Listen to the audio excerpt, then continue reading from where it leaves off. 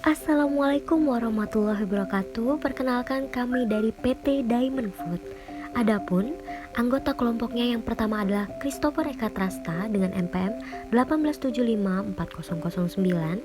Saya sendiri Nabila Salwazma 1875404. Dan yang ketiga Riki Muhammad 1875425. Yang keempat Siwi Kusuma Tias 1875426. Yang kelima adalah Suci Fadila 1875427 dan yang terakhir ada Wayan Reksi dengan 1875428. Di sini kami akan menjelaskan tentang pengadaan karyawan pada PT Diamond Food.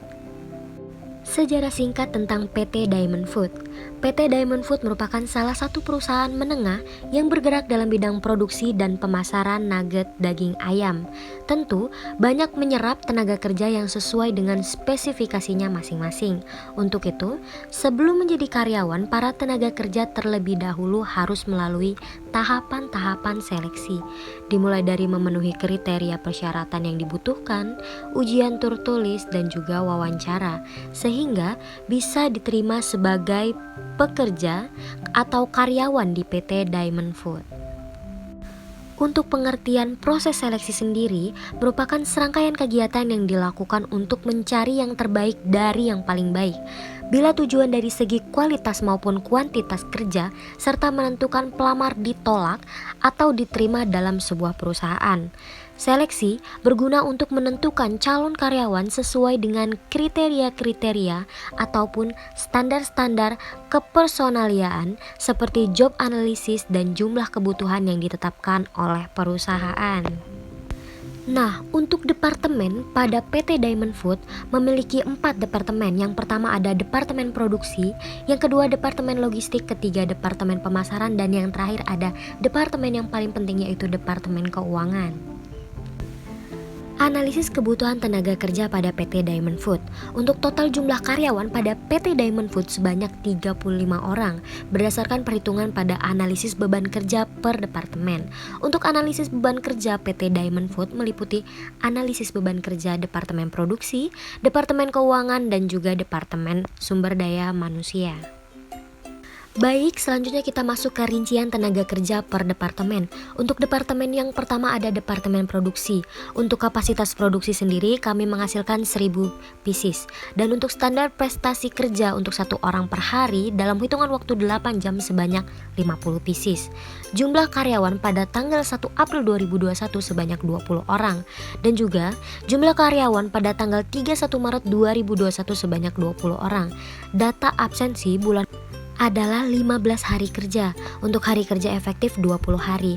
Jadi untuk total tenaga kerja yang diperlukan untuk departemen produksi adalah sebanyak 20 orang agar mencapai target produksi. Untuk departemen yang kedua ada departemen keuangan. Untuk kapasitas produksi per hari adalah tetap 1000 pieces. Untuk standar prestasi kerja satu orang per hari 8 jam sebanyak 1000 pieces. Jumlah karyawan 1 April 2021 sebanyak 1 orang. Dan untuk jumlah karyawan 31 Maret 2021 sebanyak 1 orang. Untuk data absensi bulan Maret 2021 adalah 15 hari kerja. Untuk hari kerja efektif 25 hari. Analisis beban kerja sama dengan 1 orang. Jadi, untuk total tenaga kerja yang diperlukan untuk Departemen Keuangan adalah sebanyak 1 orang agar bisa terfokuskan menyusun anggaran pendapatan dan pengeluaran pada perusahaan PT Diamond Food. Departemen yang ketiga yaitu Departemen Logistik. Kapasitas logistik harian adalah 1000 pieces.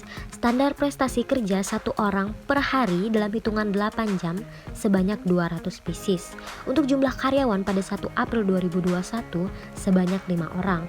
Namun untuk jumlah karyawan 31 Maret 2021 sebanyak 4 orang. Diterima 1 dan berhenti 3 orang. Data absensi bulan Maret 2021 adalah 22 hari kerja. Hari kerja efektif adalah 23 hari. Untuk analisis beban kerja sama dengan 5 orang. Jumlah tenaga kerja yang dibutuhkan pada Departemen Logistik adalah 5 orang berdasarkan hasil yang telah ditetapkan. Selanjutnya kita masuk ke departemen pemasaran. Untuk kapasitas pemasaran harian adalah 900 pieces.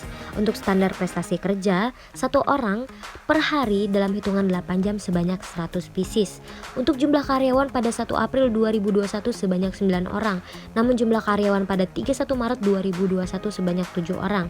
Diterima 2 dan berhenti 3. Data absensi bulan Maret 2021 adalah 21 hari kerja. Untuk hari kerja efektif 22 hari. Analisis beban kerja sama dengan 9 orang. Untuk departemen pemasaran, jumlah tenaga kerja yang dibutuhkan adalah 9 orang agar proses pemasaran dapat berjalan dengan lancar. Baik, selanjutnya kita membahas tentang sumber perekrutan. Untuk calon tenaga kerja yang akan direkrut dapat diambil dari internal organisasi maupun eksternal organisasi. Perekrutan tenaga kerja dari dalam biasanya dilakukan oleh organisasi atau perusahaan yang telah lama berjalan dan memiliki sistem karir yang baik. Ada beberapa syarat. Yang pertama ada eksternal. A. Lembaga pendidikan, teman atau anggota keluarga karyawan. C. Lamaran terdahulu yang telah masuk. D. Agen tenaga kerja. E. Karyawan perusahaan lain. F. Asosiasi profesi. Dan juga G. Outsourcing. Dan yang kedua ada internal. Yang pertama ada promosi, kedua ada transfer atau rotasi, selanjutnya pengkaryaan karyawan kembali, dan D. Kelompok pekerja sementara atau karyawan kontrak atau temporer. Baik, untuk metode perekrutan karyawan dengan sumber dari luar perusahaan, apa saja? Yang pertama adalah melalui iklan di media massa seperti radio, TV, koran, dan juga internet.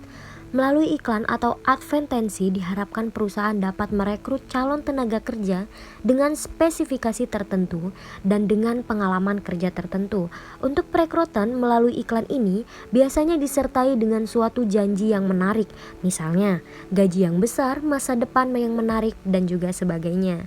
Dan yang kedua ada open house.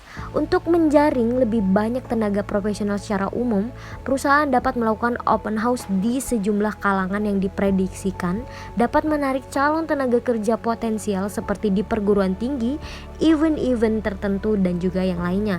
Dan yang ketiga ada menyewa konsultan perekrutan. Terkadang untuk mencari dan merekrut tenaga kerja profesional dibutuhkan konsultan yang mampu mencari tenaga kerja tersebut. Dengan demikian, ada jaminan melalui konsultan perekrutan perusahaan tidak perlu membuang waktu untuk mencari tenaga kerja yang sesuai. Untuk alat seleksi yang digunakan yang pertama Applicant Tracking System atau ATS, dan yang kedua ada sosial media, yang ketiga collaborative tools, yang keempat video wawancara, dan yang kelima responsive web portal. Baik, kita sudah masuk ke akhir presentasi, yaitu kesimpulan. Kesimpulan yang pertama, total keseluruhan tenaga kerja pada PT Diamond Food sebanyak 35 orang, yaitu meliputi karyawan dari departemen, yaitu departemen produksi, departemen keuangan, departemen logistik, dan juga departemen pemasaran. Dan yang kedua ada pelaksanaan seleksi pada PT Diamond Food dilaksanakan pada hari Jumat 19 April 2021 pada pukul 10 waktu Indonesia Barat di Jalan Soekarno-Hatta nomor 10 Raja Basa, Bandar Lampung. Dan untuk metode rekrutmen yang dilakukan yaitu melalui metode terbuka. Sumber perekrutan terdiri dari sumber eksternal dan juga sumber internal. Dan yang ketiga ada metode perekrutan yang dipakai yaitu melalui iklan di media sosial atau di media massa, yaitu radio, TV, koran, dan juga internet. Open house dan juga menyewa konsultan perekrutan. Dan untuk sarannya, sebaiknya bagi perusahaan yang ingin melakukan pengadaan karyawan perlu melakukan analisis kebutuhan terlebih dahulu agar dapat lebih spesifik dalam mencari calon karyawan yang dibutuhkan. Baik, telah selesai presentasi yang telah saya sampaikan. Semoga teman-teman dapat mendengar dan juga menyimak, dan semoga dapat bermanfaat juga bagi teman-teman ya. Saya akhiri, Assalamualaikum warahmatullahi wabarakatuh.